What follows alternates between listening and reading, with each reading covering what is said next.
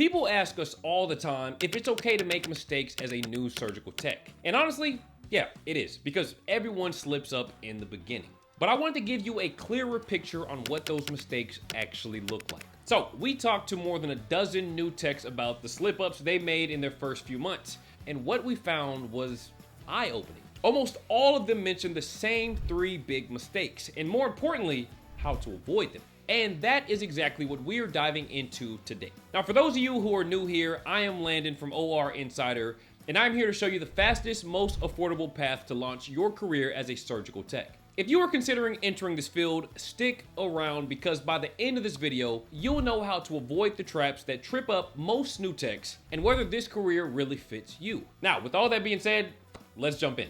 Mistake number 1, breaking sterile technique in the OR. All right, now just picture this. You are in the OR helping with a routine procedure when the surgeon suddenly asks for a different tool. Now, you reach quickly to grab it and, without realizing, touch something that should have stayed sterile, contaminating the entire field. Everything stops. Instruments are replaced, the area is re-prepped, and everyone is just sitting there looking at you. Look, it happens to almost every new tech at least once, but it can instantly hurt your reputation. Now, when you master sterile technique early on, knowing instinctively what's sterile, what's not, and staying hyper aware of every hand and instrument around you, you become invaluable. Now, surgeons notice techs who move with this kind of precision. They start requesting you for tougher cases, and that is how a reputation and a long-term career really starts to build. Now, sterile technique isn't the only challenge early on. There's another mistake that can quietly derail you if you are not careful. Mistake number 2, losing organization during setup. Imagine prepping the OR for surgery. You were laying out instruments, double checking supplies. Then halfway through, you realize the forceps you just had are gone. Now, you start searching while the team's waiting to begin, and it might sound small, but poor organization can throw off the entire rhythm of surgery. A few misplaced instruments can create unnecessary stress, and surgeons notice immediately when a tech isn't prepared. Now, the fix: build systems early. Lay instruments out in the order they'll be used, give every item a home, and run a quick mental checklist before the surgeon walks in. For example, during a C-section setup, cutting instruments first, clamps next, and then soldering supplies. When you are that organized, surgeons trust you. And that trust leads to better cases, faster growth, and real stability. Now, even the most organized techs hit our 3rd mistake. Mistake number 3, poor communication under pressure. Now, just picture an emergency case. Something malfunctions. Say the suction machine stops working, and instead of calmly speaking up, you freeze. In the OR, silence can be dangerous. If something fails, the team needs to know immediately and clearly.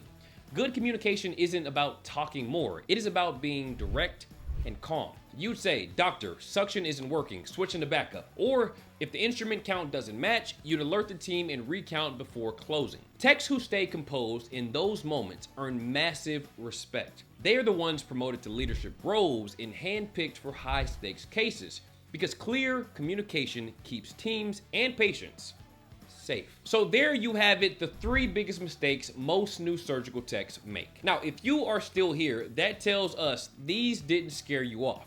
It means you were serious about doing this right. And I mean, that is great, because every one of these mistakes is 100% preventable when you have the right training. A solid program doesn't just teach steps, it builds the instincts and confidence to handle whatever the OR throws at you. Now, here is where most people get stuck. They assume the only way to get that kind of training is to go back to school for 2 years and take on heavy debt. But that's not true anymore. There's a faster, more affordable path that can get you job ready as a surgical tech in just 4 to 6 months without putting your life on hold. It is called the Preppy approach, and we have put together a full video that breaks it all down. What hospitals actually want to see from new hires, how to get credible training that matters, why the old route is outdated, and how Preppy's flexible system is helping adults launch surgical tech careers faster than ever. Look, if you are serious about getting into this field, you'll definitely want to check out this video. It is completely free and it could save you months of confusion and thousands of dollars. Now, just click the link in the description or the pinned comments below to watch. Well, all right, folks, that is all that we have for you today. Now, if this video helps you, hit that like button because it really helps more people find this information. And don't forget to subscribe for more real-world insights on building your surgical tech career. Look, we share new updates regularly, so you'll always have the guidance and support you need to shape your career in this field. And as always, until next time, this is Landon, signing off. Take care.